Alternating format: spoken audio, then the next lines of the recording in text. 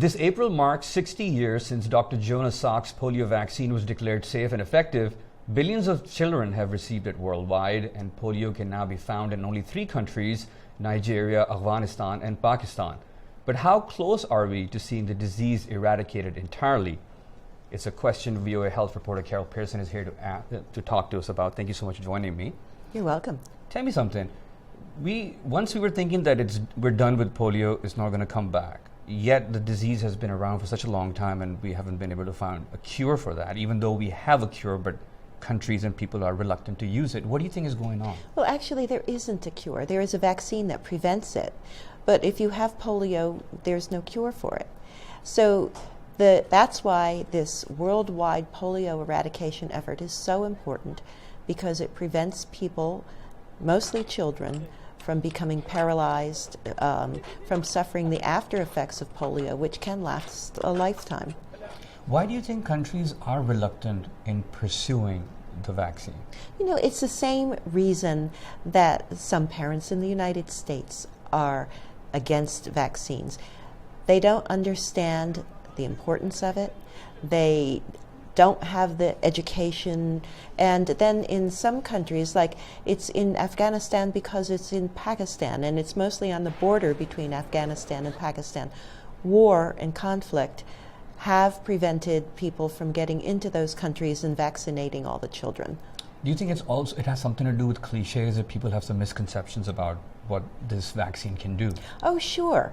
You know, in Nigeria, for example, there were some people who were concerned that it could make them sterile or that it could give them HIV.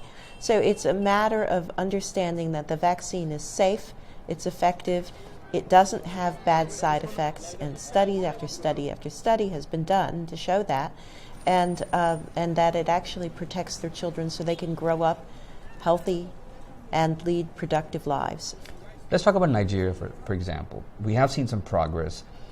How do you think they've done it? How do you think they came so far in the quest to eliminate polio from that country? A lot of it is political will and having the health establishment behind it. It's a matter of educating the public and getting the word out, you know, enormous education campaigns, and then getting people whom they trust in each community to convince others that this vaccine is helpful and that it is safe. Do you think working with local communities, so people who are trained can go out and talk to them in their local languages and tell them and give them examples and facts that, hey, this is not any medication that would cripple your children. In fact, it would save them from that? Oh, that's essential. It's essential in every outbreak, whether it's polio, Marburg virus, Ebola. I mean, that's one of the big reasons why we're now seeing a downturn in Ebola, is because they've gotten community leaders behind the prevention methods. So getting community leaders involved is very, very important if you want to stop a disease. How long do you think we're talking about realistically in terms of eradicating the world from polio? Through education, through the efforts of a lot of community workers and medical people. You know, you don't have to be a medical person in order to give somebody 2 drops of a vaccine, but you do have to be trained, and you do have to have the trust of the community.